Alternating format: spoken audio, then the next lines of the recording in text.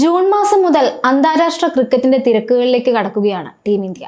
June 20 ഇംഗ്ലണ്ടിനെതിരെ ആരംഭിക്കുന്ന test പരമ്പരയാണ് ഇന്ത്യക്ക് മുന്നിലെ ആദ്യ ദൗത്യം. രോഹിത് ശർമ്മ ടെസ്റ്റ് ക്രിക്കറ്റിൽ നിന്ന് വിരമിച്ചതിന് ശേഷം ഇന്ത്യ കളിക്കുന്ന ആദ്യ പരമ്പര കൂടിയാണിത്. പുതിയ നായകന് കീഴിലായിരിക്കും ഇന്ത്യ ഈ പരമ്പരയ്ക്ക് ഇറങ്ങുക. സ്റ്റാർ ബാറ്റർ ശുഭ്മാൻ ഗില്ലിന് ക്യാപ്റ്റനാകാനുള്ള നറുക്ക് വീണേക്കും എന്നാണ് റിപ്പോർട്ട്. ഇംഗ്ലണ്ടിനെതിരായ പരമ്പരയ്ക്ക് മുമ്പ് ഇന്ത്യ എ ടീമും ഇംഗ്ലണ്ട് പര്യടനം നടത്തുന്നുണ്ട്.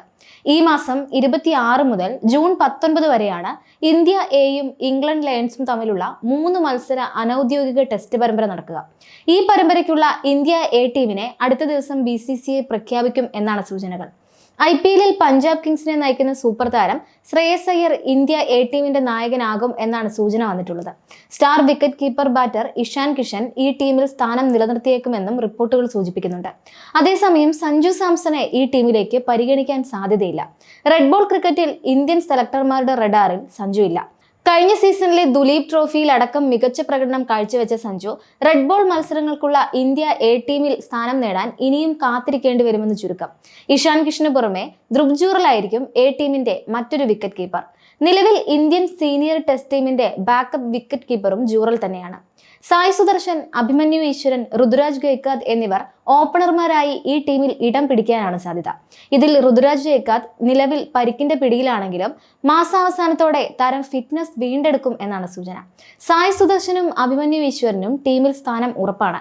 ഇതിൽ രോഹിത് ശർമ്മയ്ക്ക് പകരക്കാരനായി ഇന്ത്യൻ ടെസ്റ്റ് ടീമിൽ ഇടം പിടിക്കാൻ സാധ്യതയുള്ള താരമാണ് സായ് സുദർശൻ. ശ്രേയസ് അയ്യരായിരിക്കും മധ്യനിരയിലെ പ്രധാനി.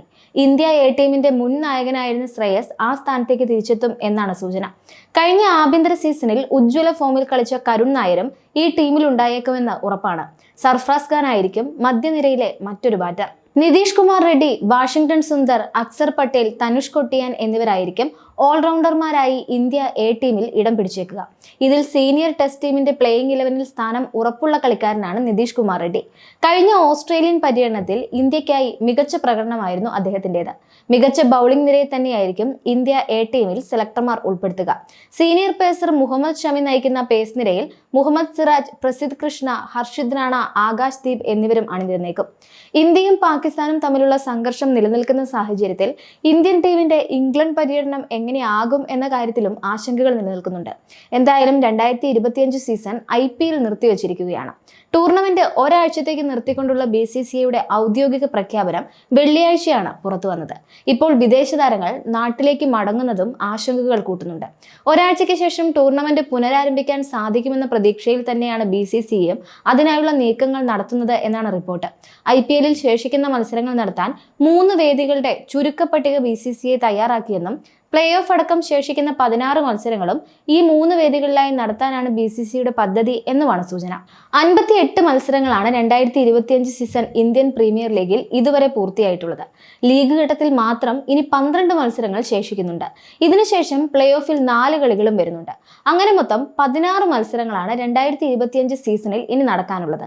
11 കളികളിൽ 16 പോയിന്റുള്ള ഗുജറാത്ത് ടൈറ്റൻസ് ആണ് നിലവിൽ ഈ സീസണിൽ ഒന്നാമതുള്ളത്.